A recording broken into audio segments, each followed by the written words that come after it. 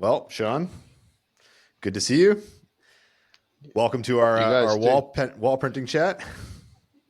Thank you so much. And thanks for having Shaun, me. it's good to have a face to the name. I know you and I have chatted over the years, some of the We various have. accessories and things we've done. It's definitely one of the more interesting things. When you go beyond just operating the machine, but going into distributing the equipment, like it's an interesting circle of people that you meet, and sharing stories on like how it's going. You really expose all the various differences between the markets, right? Obviously, where Yep. we participated mostly in the U.S. and South Africa is interesting because it's more like more like looking at the U.S. as a region as opposed to the whole country, because as a nation, like significantly smaller population and GDP and things like that. We're Yeah. so glad to have you. So interested in finding out like what has it been like for you in this market? What are your operators seeing, and kind of just like run with the conversation that way because we haven't done a ton of resources for the international market. Okay. Well, it's been quite interesting, I'll kick off just by giving you a bit of background about myself. So, I've actually been in the commercial print industry, actively supplying print technologies to print service providers, geez, for the last 25 years. Nice. Uh, I've got a lot of clients and contacts in South Africa, but also outside of South African borders. So in the African territories, I spend a big chunk of my career traveling the African countries. So I've always wanted to do something in this industry for the greater good of the industry. Um, but it's become such a, I don't want to say a rat race, but there are so many different products on the market, and every man and his dog owns a piece of equipment that they can offer a service for. Yeah. And what you Yeah, find, definitely. and we see a lot of it at the local print expos as well. There are so many people that have the same pieces of equipment, and when you request a quote, or when a customer requests a quote for a specific product, um, everybody is able to offer a service or something. So it really pushes them to cut margins. And it's come to a point where being profitable in print is really tough. Mm, Okay. And I really saw the wall pen as being a game changer in this industry, right? I definitely. think my biggest motivating factor has always been, especially since COVID and the impact that had on print media like paper and vinyl and those sort of things. There were tremendous price increases passed along throughout the market. And a lot of the smaller printers, especially, were negatively affected by that. So it was a case of, those increases. There was, I think, in 2022, four increases at 7.5% each, which is Mm. 30% not even compounded. That is massive. Yeah, it's huge. So so especially the smaller printers, I mean, they, like everybody else, would pass on those increases to their clients, Yep. um, but they can only do it up to a certain stage before they start losing clients. So some of them have had to absorb those costs into their operational expenses, which inevitably led to their profitability diminishing. And unfortunately, I know of a few printers that have had to close doors. Yeah. And for me, the wall pen really bridges that gap. It's an opportunity for print service providers or entrepreneurs wanting to break into a completely untapped market. That's what makes it so beautiful, and become profitable again. No longer are they at the mercy of substrate suppliers, Sure. completely liberated, and I mean, the world's your oyster, really.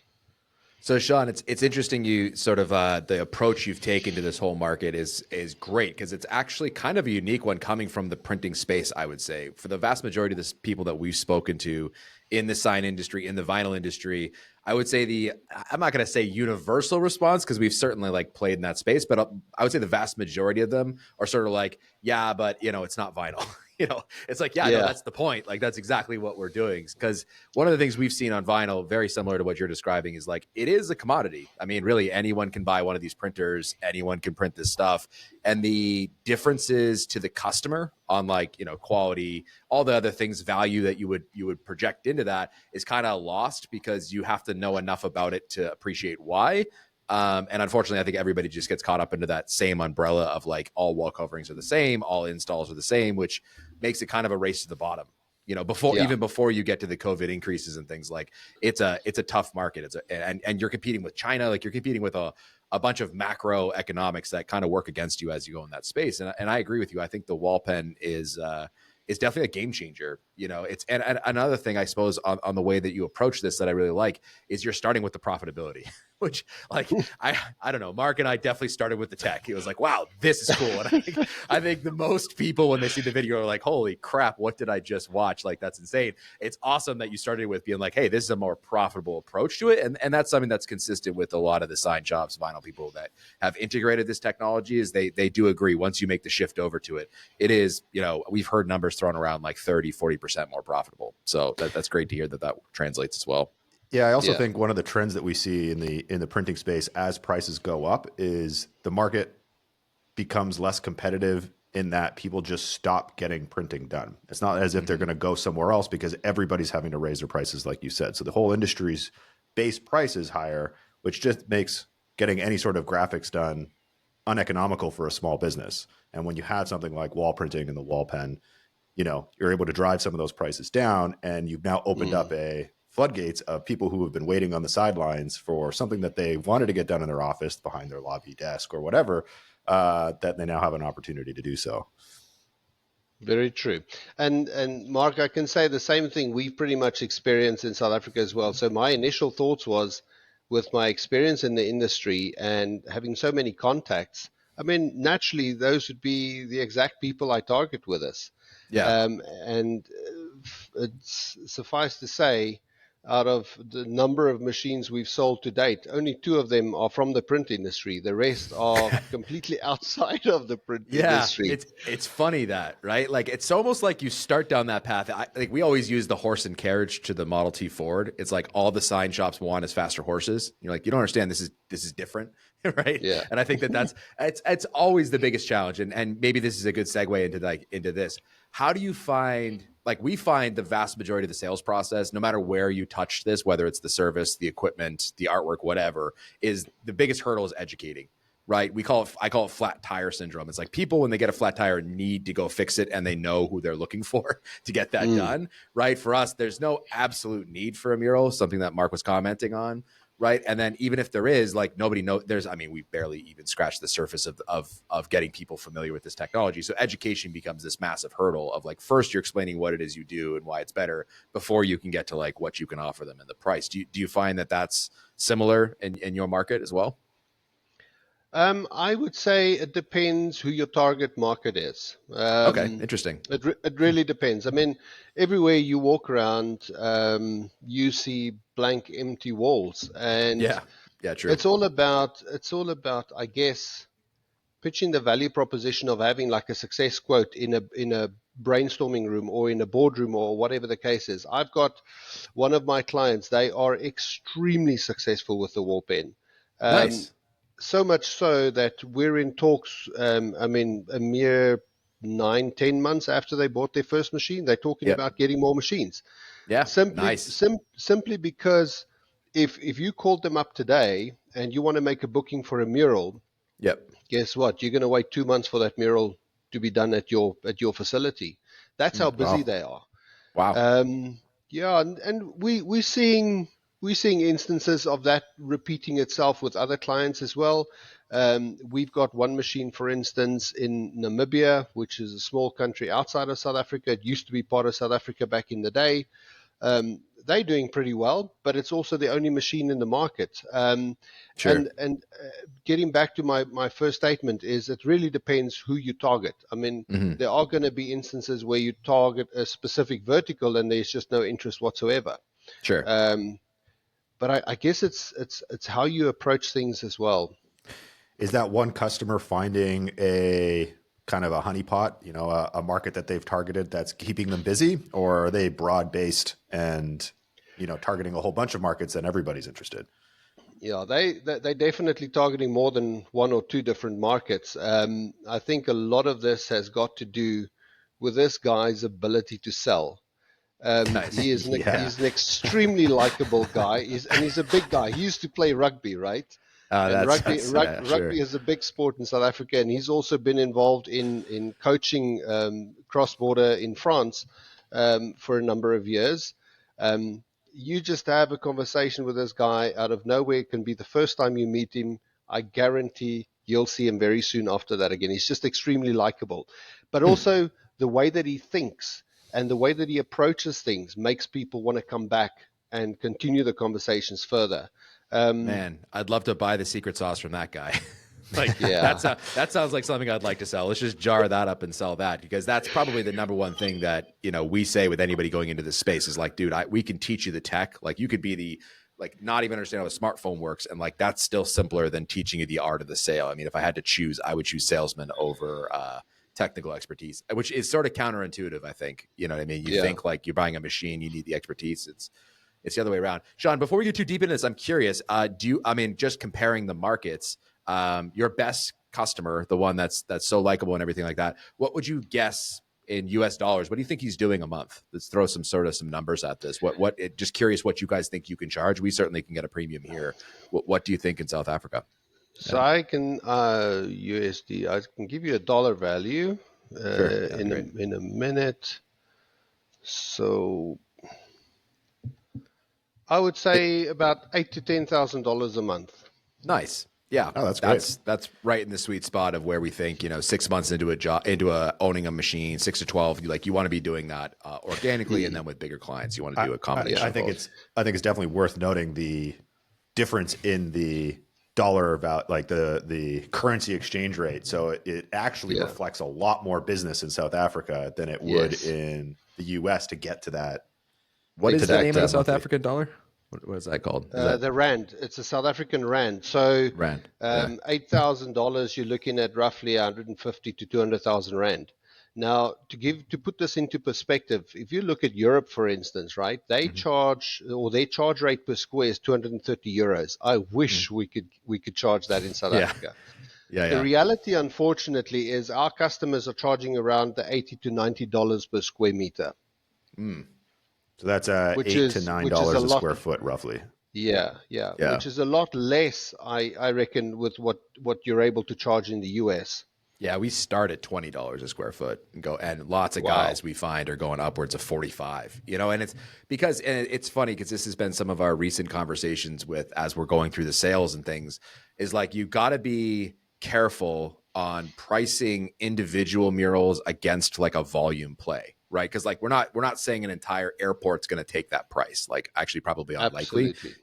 Right. Yeah. So you got to be prepared to like drop that down as you get volume. And then the reality is, as you get volume, it gets much easier to be economic, cost drop basically is what I'm getting at. So we always have that dance of like, at what point? Now, let me ask you this, that price point, how does that compare to like a vinyl install in your area? Like how would that, where does that stack up? Is that cheaper? Is it the same price? Like where are you guys at relative to like the commodity sign shop? So if you look at the cost of operating a wall pen, and I'm excluding the labor element here, I'm literally just talking about ink on the wall, right? Sure. That more or less ties up with the cost per square meter of vinyl in South Africa. Okay. But it should be noted, then at that point, there's no printing being done on the vinyl just yet. Right. Just raw. Okay. Yeah. And at that time, your mural's already on the wall with the wall pen. So we're a lot cheaper than vinyl. I'd say in most cases 40 to 60%, depending on the job, of course. Well, that certainly helps sales because, I mean, I think anybody who's in this space will agree it's a much better product. The direct to substrate printing is more durable. It's more environmental. It's on demand. There's, we list off like all the bullet points of why it's better. That you guys are coming in cheaper. I think it's going to be the future. I do think I think North America will have that reckoning. I think we will always charge a premium for an individual, because like it's a lot of effort to get there, do the artwork, all those things. Yes. I think you'll always see that price point. Where we're really interested in moving the market is towards like, again, going to like larger scope. So one of my favorite verticals that we're just dying to get into would be like a university, anything with a campus, because you're like, think of the need there.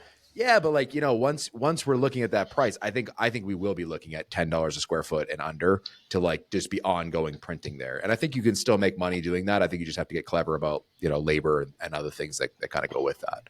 Yeah. We did a similar project here up in Canada that was multi-floor I was probably 38 to 40 prints a floor, and we were down to close to $10 a square on that. Is that really Wow. right? Is that where we ended up? Yeah, we were able to do it in a setting that allowed us to print faster. So our actual, we Right. did in 2 pass for all those You know ball what? pen operators out there. Wow. So That- it that's did work, but That's a good segue. So how much would you say, Shaun, quality affects your ability to sell? So like, we always say like, how high quality should you be printing? It's like, well, if you're going to stand 20 feet away, it makes no sense to do the highest quality because you're never going to notice it, right? So we Yeah. speed it up by going higher passes, things like that. And right down to like, okay, we're doing a mural in a museum hallway, and everyone's going to be staring at it with a microscope. Like, we'd certainly have a way to play it. And I've seen a number of operators, Mark, maybe comment on this, like they charge for quality. I've seen that before, where they're like higher quality costs more than lower quality.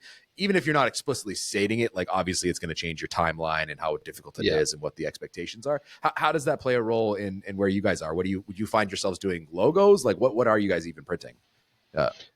So logo murals, one was done recently in quite it's a new, very, very upmarket restaurant that opened up in an affluent area in Gauteng called Sandton, where the entire walls, as you walk up the stairs in the restaurant, all the way back up towards the back. So there's 2 flights of stairs that was printed. Now, that raises some questions. How can you print on stairs? Yeah, or sure. on a wall where my client's clever in his approach, and I can explain that later. But Sure. a lot of the stuff that our clients get stuck into are in environments where the print's always going to be viewed right up close.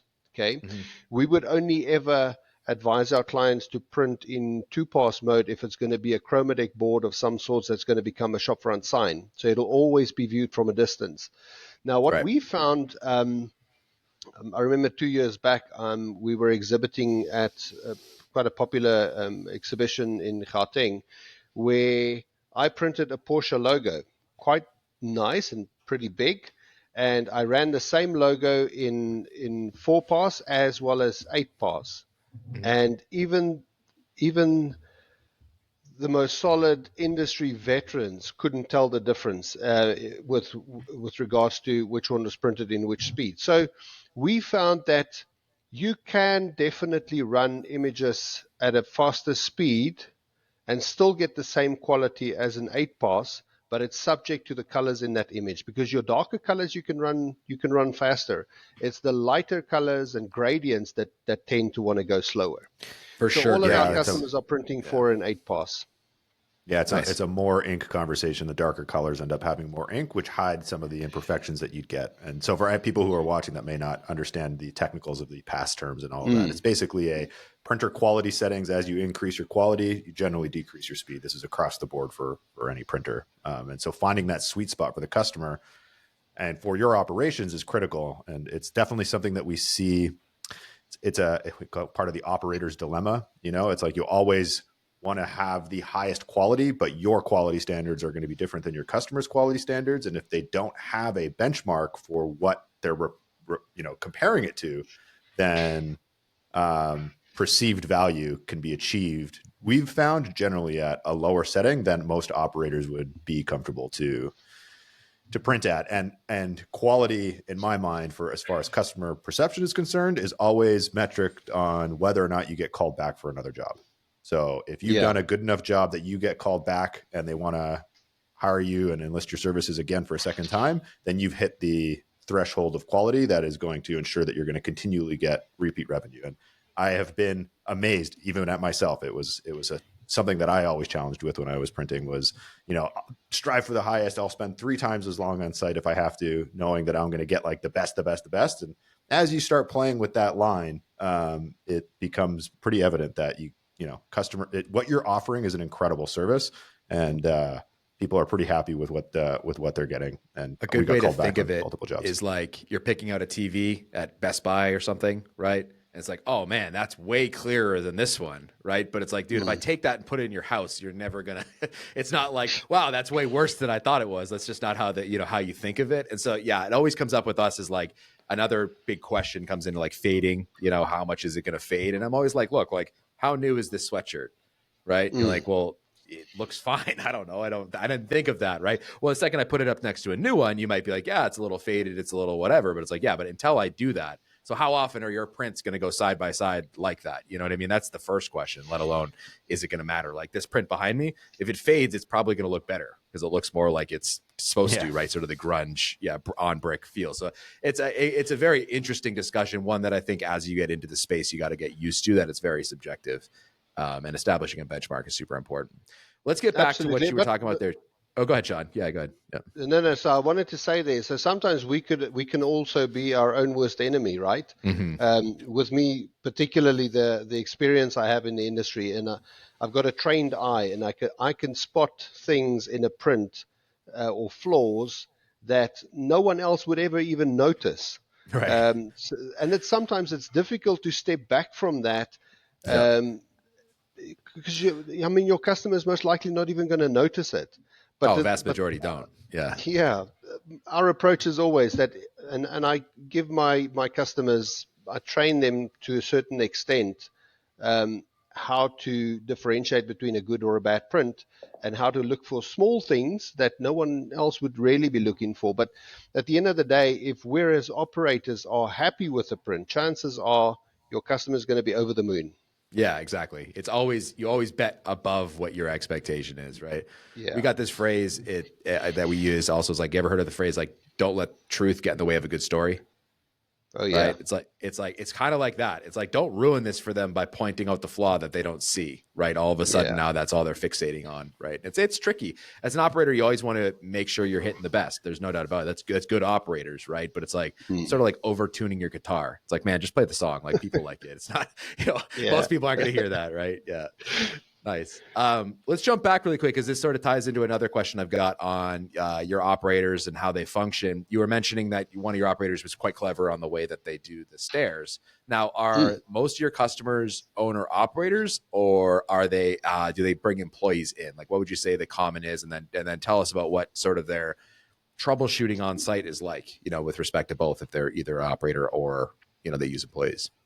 Yeah, so it's a mixture of both. So some of them are owner operators, some of them deploy employees to go do the print, and those are typically the guys that we train at the end of the day. Yeah. What's important though is our clients go out and do a site visit before they arrive to do the actual print job, because they need to have a good overview of what the obstructions are going to be, what obstacles can they face during the sprint, and usually based on their findings, they would then present a quote, because our pricing is also dependent on the complexity of the job, right? Of course. And how long we reckon it's gonna take. I mean, this one particular one that I was talking about on the staircases, and that was a total of about 140 square meters, right? So it's pretty big. It was pretty big, massive. 1,400 square feet. Yeah, that's huge. But the client was very open and upfront in the beginning. He said he wanted something on his walls, but he's going to be clear. He doesn't want any vinyls, doesn't want any wallpaper, simply because of the damage it does to the wall when you want to try and remove it at a later stage. No question. Now, here's the crux of the story. The client printed on vinyl. And how they approached it is, so the walls have been covered with magnetic sheets permanently. Okay. And he printed on magnetic vinyl in strips. Oh, interesting. So I helped him slice up the different images, because these stripped the vinyl rolls were only 127 centimeters wide. I don't know what it is in inches. I can't look now, but anyway, so it had to be split up in quite a few sections, and then he got in a guy that helped him lay out the strips on these magnetic sheets that stuck onto the wall. So now when the customer wants to replace that job, they can simply peel off. There's no glues, nothing involved. Prints the new set, and the new set goes on. It is as simple as that. So how was it magnetic in the first place? How did they? What was it? Steel? Just steel sheets backing it or something? No, you know these some businesses do car branding. They put these thin film magnets on their car doors Yeah, fridge with some magnets we branding call on. them. Yeah, Yeah, sure. Yeah, pretty much that. But you buy them in quite big tiles. I'd say about 600 by 600 millimeters. So they covered the entire wall all throughout the staircase with that, and it's permanently fixed to the like wall, glued in right? place or something. Yes, correct. Okay, So interesting. that's permanently there. I mean, if you peel off the vinyl, the magnetic vinyl that's there, the walls are actually black. Okay. Interesting. Now the substrate that was printed on is a vinyl, but it has a magnetic background to it on the Right. back side of it. So that automatically sticks to the, call it the fridge magnet uh, substrate thing that was stuck up on the wall. Interesting. Yeah, that's a cool application. I bet you the cell reception's terrible in that room, though. With all The that metal what? everywhere. Yeah, yeah. The cell It's like reception. it's The like a cell phone. Faraday Oh, cell in there. Yeah. oh yeah. Look, luckily, so as you enter the restaurant, it's open space. They've got this upper class restaurant area, and then in order for you to use the stairs, I mean, there's nothing really you can do there. You walk upstairs into a nightclub, Oh, which is cool. Okay. part of the restaurant. So uh, you very seldom you'll find yourself spending time in that Oh, I'm space. just It's just kidding. Yeah. walking up the No, stairs. it's a cool answer, man. Actually, you know what, Sean? On that note, we'd love to feature any of your customers if they're interested. We'd love to feature any jobs they've done, kind of point people out what the, if they're at all inclined to give us some content to sort of showcase some of their favorite stuff. We'd love to kind of host that and put it on our channels and on this, even on here in the background or something. Yeah, I mean That'd be But awesome. that's a good question. I mean, are they leveraging social media? Do these guys have social media pages Very and much. things that they're Yeah. active on? Yeah, Yeah. I'll A collect lot. those afterwards for you, and we can put it on the screen for people to check out. Yeah. 100%. So most of them have dedicated websites as well, but they all run on Facebook and Instagram as well. yeah, makes sense. Yep, that's a common thing we encourage people is like, especially if you're not like into that space, like it's hard to appreciate like how valuable that marketing can be because it's just a machine that constantly is selling for you all the time. And the more you feed it, the more you're going to see it. And every job, we say every job's a mini trade show. Like approach it that Mm. way, try to capture as much content, leverage as much of the eyeballs as you can while you're there, and you'll maximize your, we call them marketing dollars, maximize those dollars while you're doing it.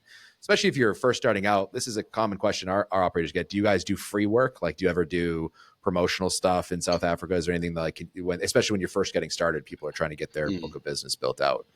Yeah. Yeah, that is definitely an approach with a lot of our clients, especially in the early days of owning a wall pen. Right. They would definitely offer free prints.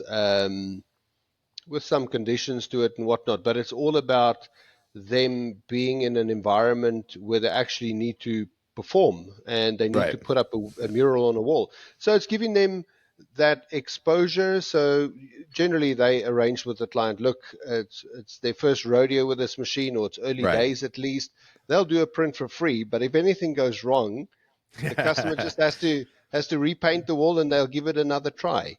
Yeah. And most people are okay with that. Yeah. Agreed. Yeah. That's Yeah, that's it's very pretty similar pretty low here. stakes. Yeah. Yeah. Very Yeah, similar here. yeah, We try to get people to tap their friends and family. Understand. Right. That yeah, it's first kick at it and something may go sideways. It's actually quite easy to do. Nice. Can you guys still hear me? I can still hear Well, you. now Yeah, I you're think in. Mark's mic got disconnected there. Yeah, it's gone all weird. Yeah, one of the things that we definitely encourage our operators to do is, even though it's free, we always like to offer whatever customers that they're doing the project for, an invoice with a discount, so that they understand what the value of what they're getting is. And then also something else we like to do is like try to leverage the opportunity for a little bit more. Hey, we're going to do this. We're going to do a massive discount or a free print, but if you don't mind introducing us to some other people you think that might be interested in getting some printing done, or giving us a testimonial, because you're a new business, so getting real customer feedback is a great way to build credibility in the space. And so when we call it free, people get hesitant because it's like, well, I'm spending a whole day and all this. But when you think about what the return on one good 5-star review is, Yeah, it's worth whatever time you've spent putting that print together. Absolutely. But I must say, what we found also is most of our clients that have in the first few days of owning a machine where they offered a free print, those clients actually contacted them back to go do additional prints, which they were happy to pay Absolutely. for, which Yeah. is, I mean, that's the ideal situation. Yeah. Can you guys hear me okay? Yeah, you're good. Yeah. I'm back. Okay. Yeah, that's a big one. I mean, we always call it the upsell. It's like, so for our operators when they're on site, especially if you're using an employee, like we offer heavy commissions on anything you upsell, because you're standing there. It's not, if you've run a wall pen, you got to pay attention, and it's not exactly set it and forget it, but like, you know, you got a lot of downtime, especially on bigger prints. It's like, be going around and offering suggestions on all the ways you can. Because I think once people see how simple and easy the process is, which like is kind of, it's, you know, doing vinyl is not simple. It's not easy. And like, it's not exactly a fun or pleasant experience. Whereas this kind of is. It's like people see it, like they see how easy it is. Like, you know what, that was really painless. These guys are great. Like, let's bring them back. It's a pretty common theme. So we go like even one step further and say, go around and make suggestions, especially offering a discount. It's like, I'm already here. So if we can kind of land on what you want, it's easy enough for me to give you a better deal as we do more prints. So we always highly recommend that to our operators. Yeah, absolutely. Nice. Nice. I mean, if you how many operators do you have kind of working with you right now, Shaun? There are a total of 8. 8. In fact, yeah, very soon will be 8. But there's more in the pipeline. There's more coming. Of course. Yeah. I mean, for the people that you're talking to getting into this business, what would you recommend to them? You know, they're interested in buying a machine. You know, how does that sales pitch work for you, and kind of what are you guiding them on if they're on the fence, unsure, you know, what this looks like? One of the easiest things in South Africa with the wall pen is generating interest, right? Because it's such a unique product. I've been in touch with a company in the US the other day who approached us to do our marketing campaigns for us. And I said, you know what, generating interest for this product is the least of our worries. Right. It's how we get a customer to commit to part with their money and buy a machine, because the machines aren't cheap. Let's face that, right? Yeah. And especially in the context of the South African economy, it's a rather big investment. So we don't really chase people and pitch per se. However, I would, when I present a proposal to a customer, I always invite them on either a face-to-face meeting or a Zoom call, where I take them through a presentation that I've put together way back in the day when I started with this, which basically gives an overview of wall pen in Germany. We give them an overview of ourselves, representing wall pen locally in the local market, and then we look a little bit into the technology itself. But then, because of my vast experience in this industry, I also let them in on the world where the opportunities are really in the different verticals. But then, more importantly, towards the end of the presentation, I take them into an ROI calculator that I've built, right? Mm-hmm. So basically detailing how many squares they reckon they can print per month, what their charge rate per square would be, and then we obviously factor in the free ink and whatnot. And then basically after that presentation, they'll get sent an email with a link where they can download the entire presentation, including the ROI calculator, which gives them the comfort of sitting in their own environments to play around with the numbers to see whether it's going to work for them or not. What is important for me, though, is like I've been hammering on, I've been in this industry for a very long time. I've got an impeccable reputation. Clients that I deal with, I go out of my way to make sure that they are successful, right? The last thing I want is a customer making a hasty decision because this is great tech, right? And it ends up being a failure, because that failure is going to be linked to my name. So I try and avoid that Totally. at all costs.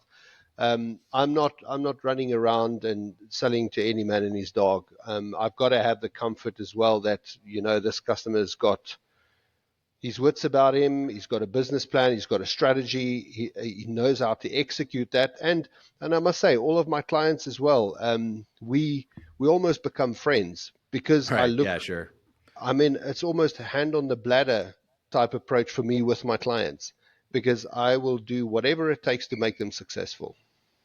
Nice. Yeah. I mean, I think that's absolutely necessary. I mean, we feel similarly about our operators is, there's a degree of responsibility. It's like, we're selling this to you. Yeah. Like, you're not going to have at the very least, we always said, like, it won't be the machine, right? That much I can assure you is that the technology will work, or will make it work. The challenge here is making sure that, you hit the ground running and start generating revenue. That solves most of your problems, is if you can keep the thing busy. Let me ask you this: is there much in the way of the Chinese alternative in your space? Do you find that there's not even necessarily selling machines, but just like, is there anybody who's actively using a different machine that you see in your space at all? Is that coming up in South Africa? We're certainly seeing a lot of that here.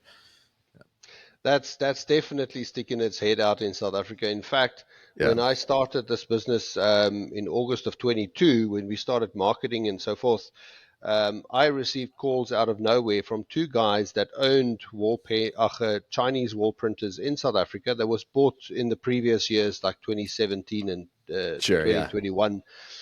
Obviously, now we're in the space, they wanted to sell me their machines. And you know what? We went up for that because, I mean, I want to focus on quality product. Not that I'm saying there's anything wrong with the Chinese stuff. No, but certainly those machines at those years, like, you can definitively say there were challenges. You couldn't make it work. Like, it was a very much a technical hurdle for them to do it. These days, obviously, times change. It's very much a different story. What seems to be the biggest challenge in South Africa is the fact that those machines aren't supported locally.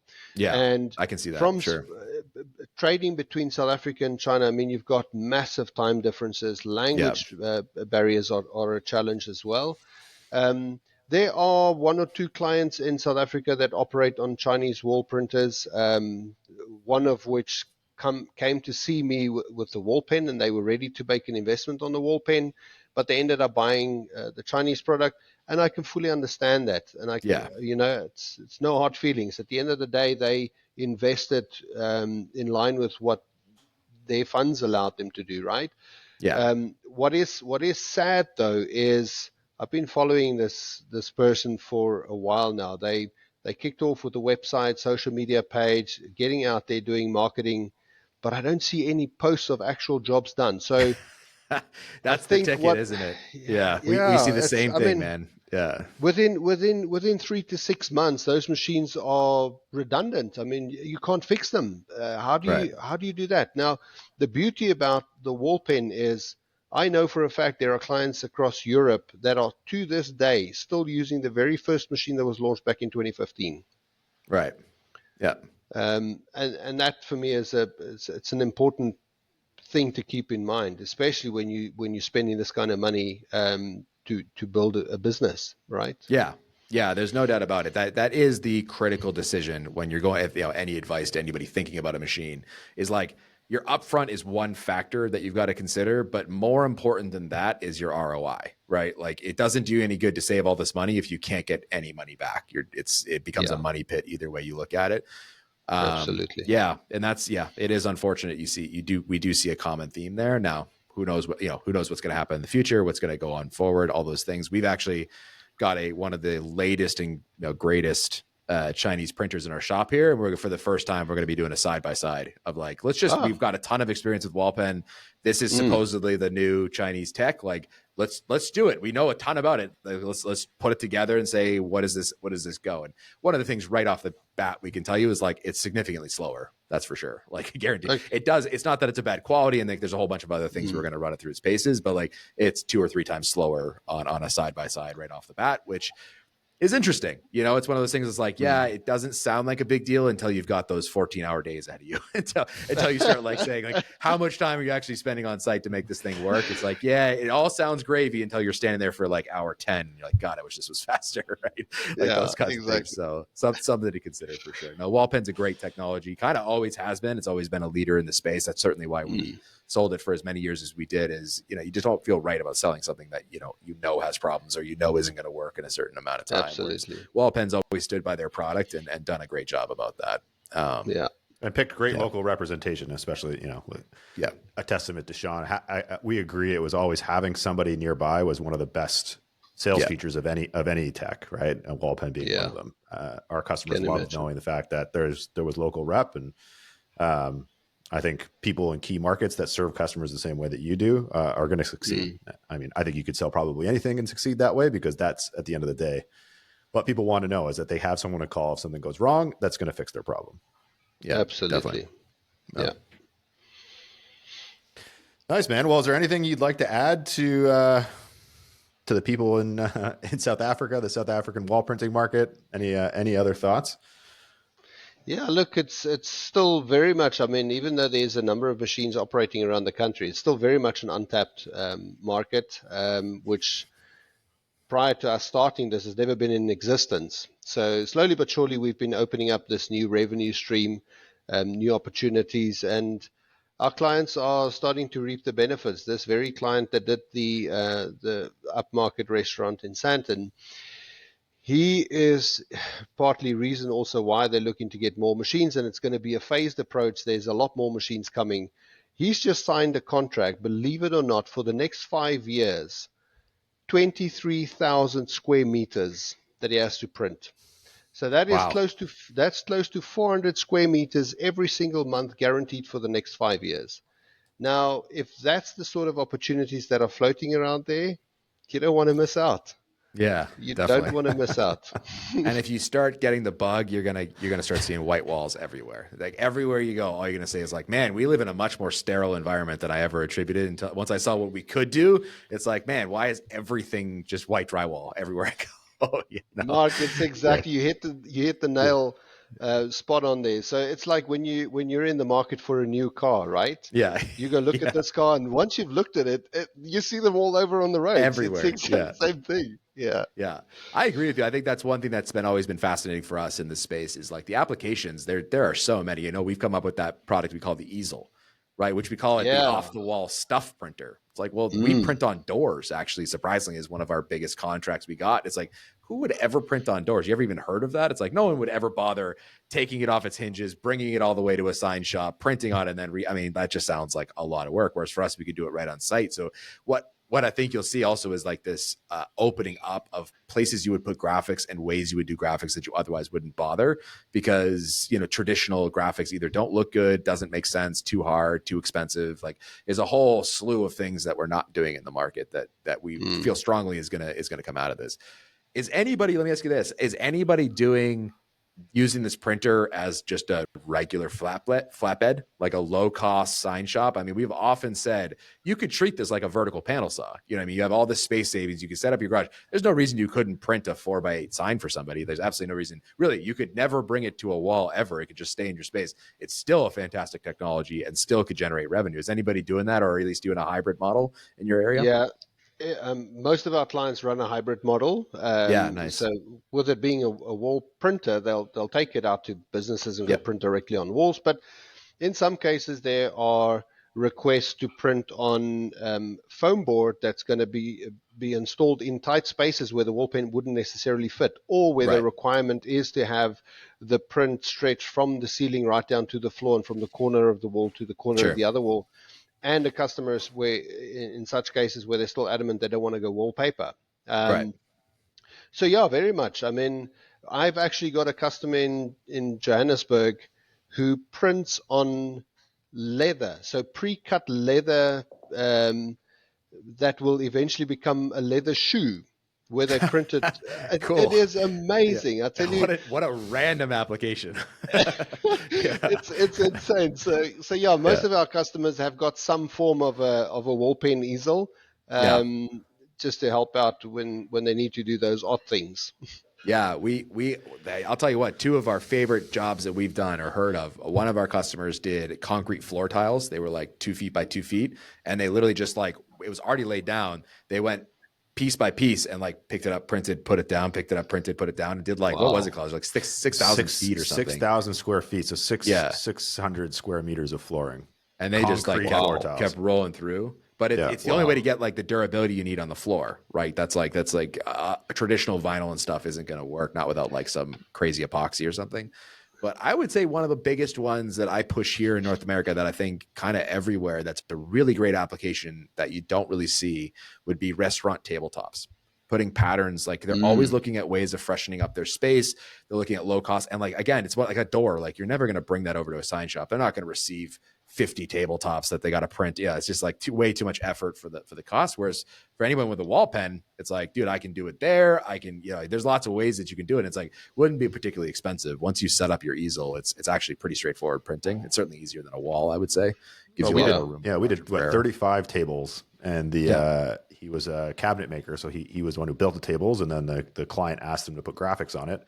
And he said when he found us, which he searched apparently months to find somebody who can do this for him, he goes, I've been looking for this service forever. You guys have no idea how much opportunity there is for people looking to print on wood, print on, insert thing here.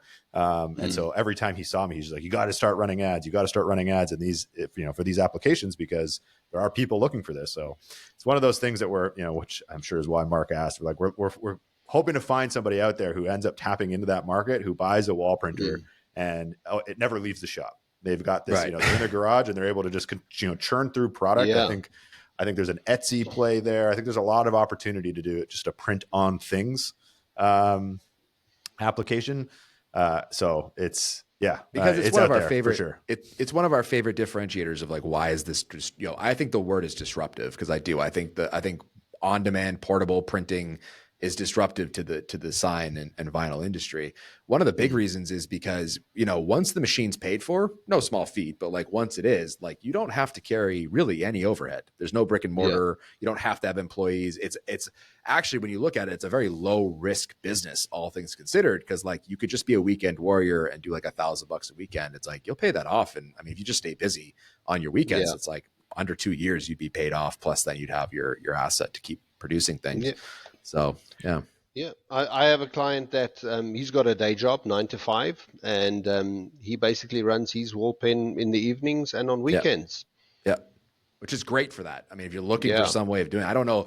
I always say this to people. It's like, I don't know many things where I could spend like a day or two with you and like your operating hourly rate is like well north of $100, no matter what you price it at, right? It's like, how many things, good of a welder you have to be to command that kind of, and where you have to do that welding. It's like, good of a lawyer you have to be like $300 an hour. For us, it's like anywhere from $300 to $600 an hour. Immediately after we're done training you, that's about your hourly rate, right? Like, how many things fit that model where like you can do that? It's like not very many at all. No, so it's super interesting and special that way too. Yeah. Awesome. Well, guys, I mean, this is a great conversation. Shaun, I want to thank you again for joining us, sharing some of that knowledge that you've got, and giving us some exposure to a market that, again, Mark and I have never even tapped into or completely unaware of. And I think this is going to be something we're going to try to strive for. There's a lot to learn from people operating in other places, and you get to have some creative solutions to big problems that I think everybody has in the space. So, thank you again. Thanks to you guys for setting this up and having me. It's much appreciated.